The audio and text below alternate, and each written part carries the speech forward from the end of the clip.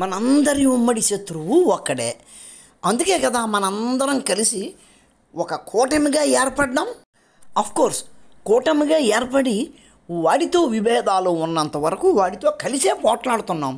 కానీ వాడికి సంబంధం లేని విషయాల్లో కావాలంటే మనం కూడా కొట్టుకోవచ్చు, అది వేరే సంగతి. కానీ మనకి ఏమాత్రమూ ఉపయోగం లేని విషయంలో ఎదుటివారికి మనం ఇబ్బంది కలిగించకూడదు కదా. అదే కదా కూటమి ధర్మం అంటే. ఇప్పుడు ఆ కోల్కతా డాక్టర్ కేసు ఉంది, అది మన కూటమి సభ్యురాలకి ఇబ్బందికరము, మనకెవరికి అందులో ఏలు పెట్టడం వల్ల ఉపయోగం కూడా ఉండదు. కాబట్టి మనం కూడా ఆమెకే సపోర్ట్ చేయాలా. रेप और हत्या हुई, रेप और हत्या का केस तरह उनके ऊपर हो गया, लेकिन पूरे देश में हाईलाइट करना क्या सरकारों को बदनाम करने की साजिश है? ఈయన పేరు రాకేష్ తికాయత్. పేరు చెప్పగానే ఈయన ఎవరో మీకు అర్థమైపోయింది కదా. గబాల్న రైతు నాయకుడు అనేస్తారు, అది చాలా పొరపాటు. ఈయన కూడా ఒక ఖలిస్తానీ ఉద్యమ నాయకుడు. రైతు సంఘాల పేరు అడ్డు పెట్టుకొని 2 సంవత్సరాల పాటు అక్కడ జనజీవనాన్ని స్తంభింపచేసి మోడీ ప్రభుత్వాన్ని పడగొట్టడానికి ట్రై చేశాడు. మోడీ ప్రభుత్వమే లేకుంటే అక్కడ ఉండేది రాహుల్ గాంధీ ప్రభుత్వం. అది దేశాన్ని ముక్కలుగా చేసేయడానికి కంకణం కట్టుకున్న పార్టీ కాబట్టి ఆయన కోరిక తీరిపోయి ఉండేది. ఈయన ఏమంటున్నాడో విన్నారు కదా. కలకత్తాలోని లేడీ డాక్టర్ రేపు మరియు హత్య సంగతి గురించి. రేపు జరిగింది, దాని మీద పోలీస్ కేసు రిజిస్టర్ చేసేశారు. ఆ కేసును దేశమంతా హైలైట్ చేయవలసిన అవసరం ఏముంది? ప్రభుత్వాలను పడగొట్టడానికి కాకపోతే అని అంటున్నాడు ఈయన. నిజానికి ఆ కేసును హైలైట్ చేసింది ఎవరు? సెంట్రల్ గవర్నమెంటా? అది ప్రజలు స్వచ్ఛందంగా ప్రదర్శించిన ఆగ్రహావేశాలు. ప్రజాగ్రహాన్ని కూడా ఈయన మోడీకి ఆపాదిస్తున్నాడు. भाई बांग्लादेश में 15 साल से जो आदमी सत्ता पे काबिज है, विपक्ष के नेता सब जेलों में बंद है, तो यही तो और होता है.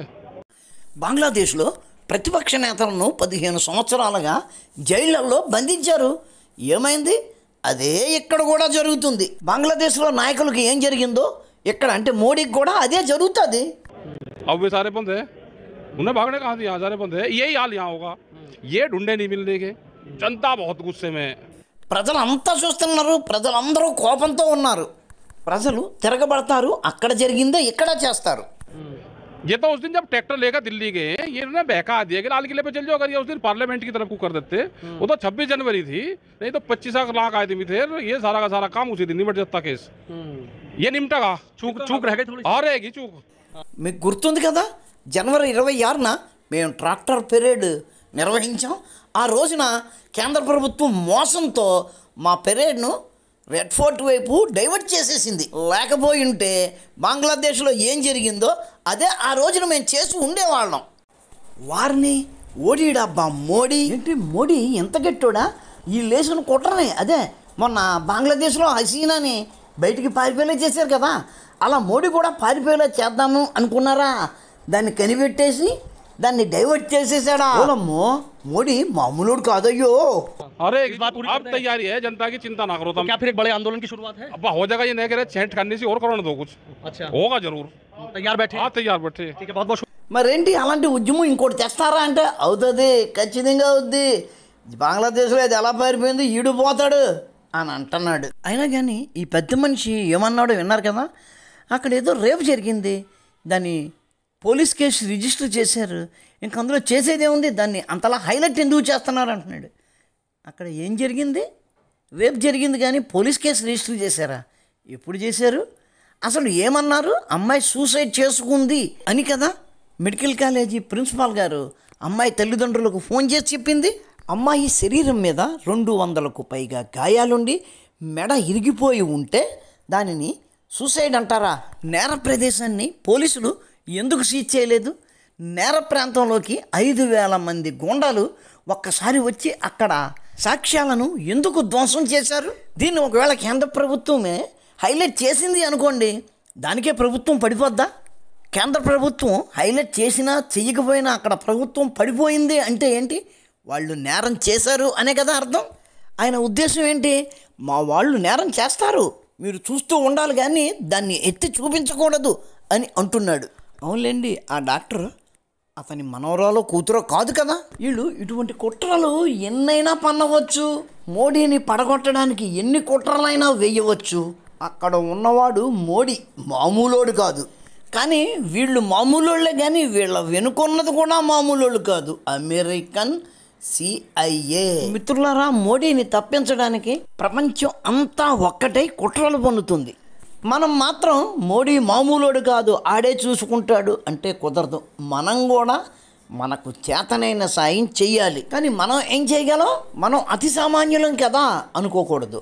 మనం ఉత్తి సమయాల్లో ఏమీ చేయలేమో, కానీ ఓటేసేటప్పుడు మాత్రం మనం చేయగలిగింది చెయ్యొచ్చు. ఆ విషయం గుర్తుంచుకోండి. మీ దగ్గర సెలవు తీసుకునే ముందు చిన్న విషయం. మొన్న ఒక పోస్ట్ పెట్టాను, మోడీ ఏం చేశాడు అనే వాళ్ళ కోసం ఈ పోస్ట్ అనుకుంటూ. దాని మీద ఒక మిత్రుడు, అంటే పేరు రాయలేదు, ఒక కామెంట్ పెట్టాడు. అందులోని ప్రధానమైన విషయం, మనం హైదరాబాద్ పోవాలంటే 5-6 టోల్ గేట్స్తో వీరబాదుడు బాది బుద్ధి చెబుతాడు. అల్లం హలాల్ చేసి ఆ ట్యాక్సులను కూడా ఏటా 10% కంటే ఎక్కువ పెంచుతూ పేమశాంతి కక్కుతాడు. జై శ్రీరామ్, భారత్ మాతాకి జై. గావు కేకలతో మనల్ని ఏసుకోవాలి పిండారి. ఫ్రెండ్స్, మీరు చెప్పింది న్యాయంగానే ఉంది, కానీ మనం ఒక్కటి గుర్తుంచుకోవాలి. ఈ 4-వే లైన్లు 6-వే రోడ్లు లేనప్పుడు మన ప్రయాణాలు ఎట్లాగుండేవి? మా చిన్నప్పుడు మేము ఈ ప్రైవేట్ బస్సుల్లో రాజమండ్రి నుంచి అనకాపల్లి వెడుతూ ఉండేవాళ్ళం. తెల్లవారుజామునే పిల్లలము అక్కడికి వెళ్ళి ఆ బస్సులు ఎక్కి సీట్లలో కూర్చుండేవాళ్ళం. ఆ బయలుదేరే టయానికి పెద్దవాళ్ళు వచ్చేవారు. అంత జాగ్రత్తలు తీసుకున్నా ఒక్కొక్కసారి నిలబడి ప్రయాణం చేయవలసి వస్తూ ఉండేది. రాజమండ్రి నుంచి రాజాం నగరం మీదుగా బస్సు వెడుతూ ఉంటే ఎంత మిట్ట మధ్యాహ్నమైనా బస్సు మీద ఎండ పడుతూ ఉండేది కాదు. రోడ్డుకి అటు ఇటు అంత పెద్ద పెద్ద చెట్లు ఉండేవి.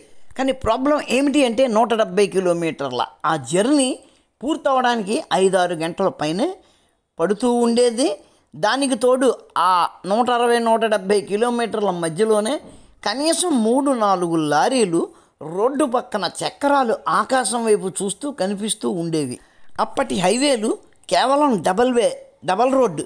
దానికి మించి రోడ్లల్లో గుంతలు. మీ కారు రోడ్డు మీద వెడుతూ గుంతలో పడి యాక్సిల్ విరగడమో ఇంకో ప్రాబ్లమో ఏర్పడి రిపేరు వస్తే ఎంత ఖర్చు అవుతుందో ఆలోచించుకోండి. వరుసగా 5-6 టోల్ ట్యాక్సులు కట్టడం బాధాకరము, కష్టతరమే. ఆ టోల్ ట్యాక్సులు లేకుండా మనం కష్టపడి ప్రభుత్వంతో ఒక ఒప్పందం చేసుకుంటే గనక గవర్నమెంట్ కూడా ఆ టోల్ గేట్లు ఎత్తించి వేసి ఆ టోల్ ట్యాక్స్ రద్దు చేస్తుంది. ఏ గవర్నమెంట్కి అయినా సరే తన ఓటర్లే ప్రధానం, ఆ విషయం గుర్తుంచుకోండి. కానీ సంవత్సరం తిరగకుండానే మన బళ్ళకు వచ్చే రిపేర్లు, మనకు జరిగే యాక్సిడెంట్లలో మనకు జరిగే దెబ్బలు, వాటికి ట్రీట్మెంట్లు, అవన్నీ తలుచుకుంటేనే భయంకరంగా ఉంటుంది. నేను టోల్ ట్యాక్సులను టోల్ గేట్లను ప్రోత్సహించట్లేదు, కానీ ఒక్కటి మాత్రం మనం గుర్తుంచుకోవాలి. మనం కొట్టే ట్యాక్స్ వలన మనం జర్నీని సేఫ్టీగా చేయగలుగుతున్నాం. ఒకటి కావాలి అంటే ఒకటి కోల్పోవాలి సార్. మిత్రులారా, ఒక్కొక్కసారి మనం అన్నీ ఫ్రీగానే రావాలి అని కోరుకోవడం కూడా తప్పే. సరే, ఆ విషయంలో ఎవరి ఆలోచనలు వాళ్ళకు ఉంటాయి. కానీ మనం ఒక్కటి గుర్తుంచుకోవాలి.